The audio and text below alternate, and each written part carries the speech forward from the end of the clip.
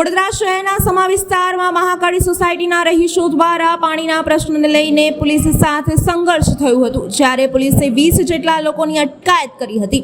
વડોદરા શહેરમાં પાણી માંગવું એક હવે ગુનો બની ગયો હોય તેવા દ્રશ્યો સામે આવ્યા છે। વડોદરા શહેરના સમા વિસ્તારની મહાકાળી સોસાયટીના રહીશોએ પાણીની માંગ કરી હતી, જો કે રેલી મૌન યોજાઈ હતી, પણ ઉગ્ર બનતા પોલીસ અને લોકો વચ્ચે સંઘર્ષ જોવા મળ્યું હતું, જેમાં પોલીસે માનવતાની તમામ હદ વટાવી દીધી હોય તેવું નજરે પડ્યું હતું। સમા પોલીસ સ્ટેશનના સ્ટાફે મહિલાઓ સાથે ઉદ્ધતાઈપૂર્વક વર્તન કર્યું હોય તેવા આક્ષેપો કરવામાં આવ્યા હતા। પોલીસે 20 જેટલા લોકોને ડિટેન કરી પોલીસ સ્ટેશન લઈ જવામાં આવ્યા હતા, ત્યારે બીજી બાજુ એસીપી બામણિયાએ આ જ વિષય પર પ્રતિક્રિયા આપી હતી અને જે ઘટના ઘટી હતી તે અંગે તપાસ કરવામાં આવશે તેમ જણાવ્યું હતું।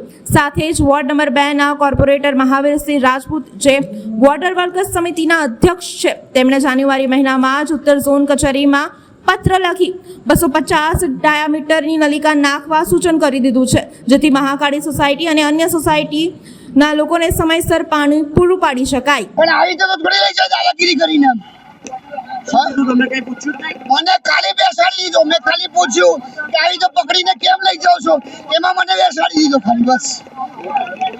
તમે સરકારને શું કહેશો? હું સરકારને શું કહું? ગુજરાત સરકારને આ પોલીસોએ મને શેની માટે બેસાડ્યો, પણ એ તો મને કહો। મેં ખાલી પૂછ્યું એમાં મને બેસાડી દીધો। તમારા વિસ્તારમાં હું નીલકંઠ સોસાયટીનો પ્રેસિડેન્ટ છું સાહેબ, બરાબર? તો પૂછું તો ખરો ને કે તમે આ બધાને કેમ લઈ જાવ છો। ખાલી પૂછ્યું એમાં તો કે તમે બેસી આ વાઈટ વાળા ભાઈ છે એને મને બેસાડ, મારો વાંક શું એમ? તમારા વિસ્તારમાં ચોરીઓ થાય છે? કોઈ જોતું નથી સાહેબ, ચોરીઓ થઈ આ એક જાતની દાદાગીરી થઈ ગઈ છે હવે। દમણ કઈ બાબત તો નથી, પણ કાલે એક એપ્લિકેશન આપી કે થાળી વાટતા અને વગાડતા અને રોડને અડચણ થાય ને લો એન્ડ ઓર્ડર મુજબ વ્યાજબી ન લાગતા તેને અભિપ્રાય આપવામાં ન આપેલો, અને આની તૈયારી રૂપે જે પ્રદર્શન કરતા એ વ્યાજબી નહોતું, એટલે પોલીસે તે 7 લેડીઝ અને 8 જેન્ટ્સને ડિટેન કર્યા છે। અચ્છા, જે રીતે સોસાયટીની અંદર વિરોધ કરી રહ્યા હતા, રોડ પર આવે તો કોઈ પણ પ્રકારનો અત્યાચાર લોકોને અડચણ થાય, રોડ ઉપર આવવાની તૈયારી જ હતી, એટલે પોલીસે પણ જ્યારે સોસાયટીમાં કરી રહ્યા હોય રોડ પર આવે તે સમયે હા તો એની રાહતા ન જોય મેડમ।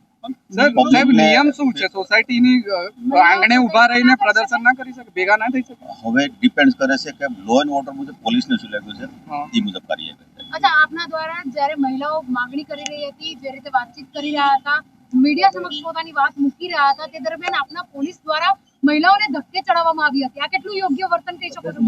મેં અત્યારે હાજર નહોતો એટલે મને ખ્યાલ નથી આ બાબતે। અચ્છા, જે રીતે પીઆઈની એક જવાબદારી ને એક ફરજ બનતી હોય છે કે વિસ્તારમાં જે પ્રકારની ઘટનાઓ બનતી હોય એને રોકવા માટે ત્યાં હાજર રહેવું, જે રીતે જ્યાં દરમિયાન કોન્સ્ટેબલ મહિલાઓ વચ્ચે ઘર્ષણ ચાલતું હતું, પીઆઈ તો સ્થળ છોડીને જતા રહ્યા।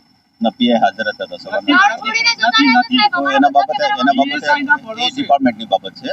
અને આપની મહિલા કોન્સ્ટેબલો જ્યારે મહિલાઓને ડિટેન કરી દીધી એના પછી હસીને જશ્ન મનાવી રહી છે, આ કયા પ્રકારનું પોલીસનું વર્તન? કયા પ્રકારનું જશ્ન તમારા ધ્યાનમાં એટલે હસી રહ્યા હતા મોટે મોટેથી કે આપણે કોઈ મહિલાઓને હસતું હોય તો એનો મતલબ કે જશ્ન મનાવવું એવું કોણે કીધું?